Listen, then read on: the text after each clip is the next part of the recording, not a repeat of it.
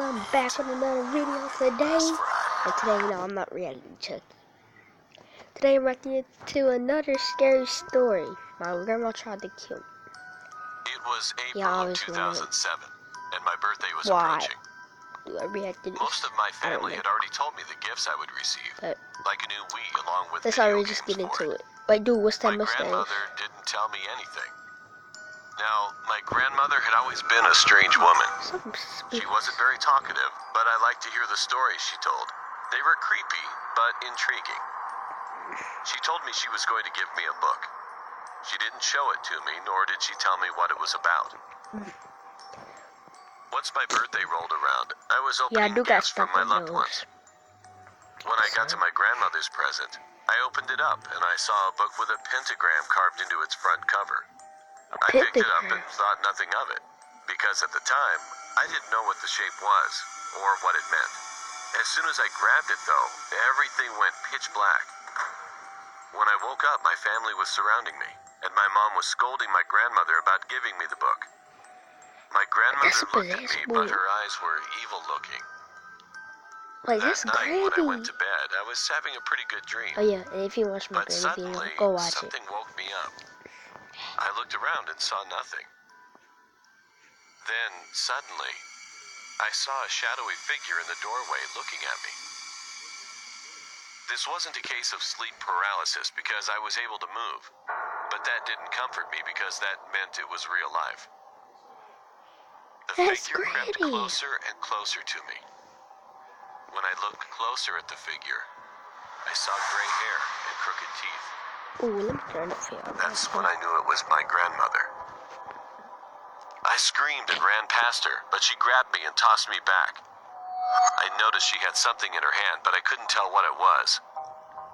I saw one of my toys that I had gotten a few years ago, picked it up and threw it at her. She fell to the ground and I ran past her, telling my parents. My parents called the police and they got there and arrested her. The thing she had in her hand was a knife. And she was planning on killing me. To this day, I wonder what would have happened if that toy wasn't lying there. You won't be there, but you'll be in heaven.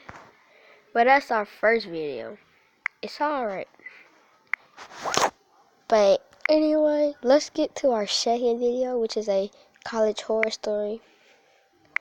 Let's see if it's good. Congratulations. Look at this kid. Look at this kid. Hey, they probably wonder why is it always that this. And why don't I edit my videos out? It was an early morning. My campus I know how to didn't edit my offer videos housing out and I now, lived and I'm about gonna do half that. a mile from school, so I started my journey thumbnail. as usual while playing on my phone. I glanced do up that to see an TikTok old account. man heading towards me on a bicycle. Normally, I'd step aside to let bikers and skaters pass, but he braked instead. I stopped too, wondering if there was something wrong. He walked up to me and said, "Don't worry, I'm not gonna hurt you." I felt chills instantly. I didn't know what to think. I don't care. I just looked up at him with a fearful and confused expression. I was gathering up the courage to tell him that I was late for class and I should go, but before I could say anything, he said, "Get off the grass!"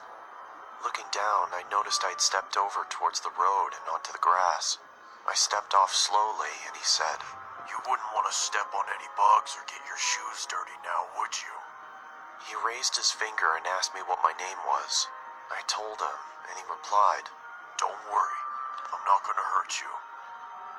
The same chills ran through my body again, but before I could say anything, the man said, "Get off the grass! You wouldn't want to step on any bugs or get your shoes dirty now, would you?" I looked down to see that I was back on the edge of the sidewalk again. This dude is... This had to be deja vu. Yeah, He asked for my name once more. I said my name again, but he interrupted me before I could finish. He told me his grandchildren are down the road and needed gas money. I told him I didn't have any spare change or any change at all for that matter. He continued to ask me again and I gave him the same answer. Eventually I headed towards my school. I turned to see if he was still there, but he was gone. As I was walking, I approached the intersection. There was a truck on its side. It must have tipped over while turning the corner. Look it behind you.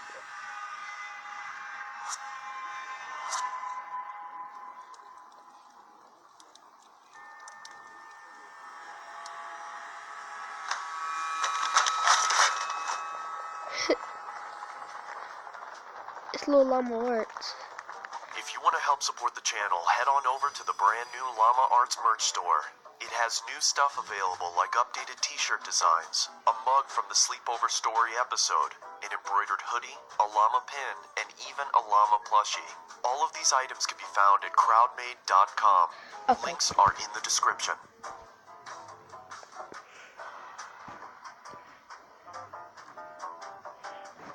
Well, that is all we have for today, guys.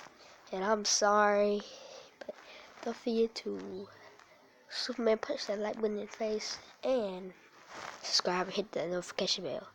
Don't forget to follow me on TikTok. And deuce.